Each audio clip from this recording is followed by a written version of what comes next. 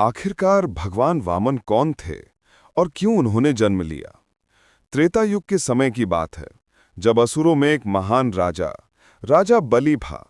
वो अपनी प्रजा की रक्षा करता, दान देता, पुण्य करता और यज्ञ करवाता था, और इसी से उसने संपूर्ण शक्ति अर्जित कर ली। और इसी कारण देवता जो है वो घबरा गए और सोचने लगे कि ऐसा ही रहा तो हमारा क्या होगा। तब माता अदिति ने भगवान विष्णु की तपस्या कर उन्हें प्रसन्न कर लिया। तभी भगवान ने कहा, माता, समय आ गया, बुराई का विनाश होगा, अच्छाई की स्थापना होगी। मैं पुत्र रूप में तुम्हारे यहाँ जन्म लूंगा। और तभी एक तेजस्वी बालक वामन का जन्म हुआ। कमल समान मुख, कानों में कुंडल और एक तेजस्वी आभा जो किसी को भी आकर्षित कर सके।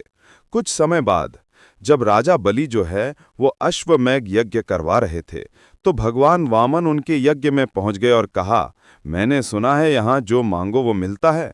राजा बलि ने आदर पूर्वक कहा, जी ब्राह्मण। तभी शुक्राचार्य कहते हैं, रुके राजन, हर याचक कोई साधारण नहीं होता, मुझे तो ये साक्षात नारायण नजर आते हैं। राजा बलि ने कहा, कोई भी, परंतु अगर ये मेरे पास आए हैं तो मैं दान अवश्य दूंगा। और उन्होंने कहा, हे राजन, मुझे केवल 3 पाव जमीन चाहिए जहां पर मैं खड़ा हो सकूं। और तभी राजा बलि मुस्कुराए और बोले, हे ब्राह्मण, आप सोना, चांदी, गाय, राज्य आदि मांगिए, केवल 3 पाव जमीन।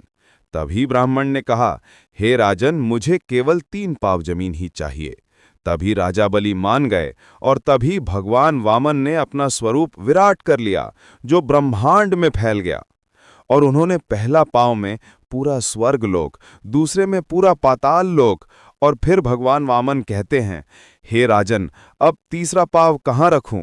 तभी राजा बलि घुटनों पर बैठ जाते हैं और अहंकार त्याग कर कहते हैं, हे प्रभु, तीसरा पांव मुझ पर रखिए। और तभी भगवान वामन अपने असली स्वरूप में आते हैं और कहते हैं, हे राजा बलि, तुमने न केवल मुझे अपितु तुमने इस संसार को नई रोशनी प्रदान की है। मैं तुमसे प्रसन्न हूँ और मैं तुम्हें पाताल लोक का राजा बनाता हूँ। और फिर तभी भगवान अदृश्य हो गए। और इसी प्रकार राजा बलि ने अहंकार त्याग कर धर्म का मार्ग चुना। बोले जय श्री कृष्ण।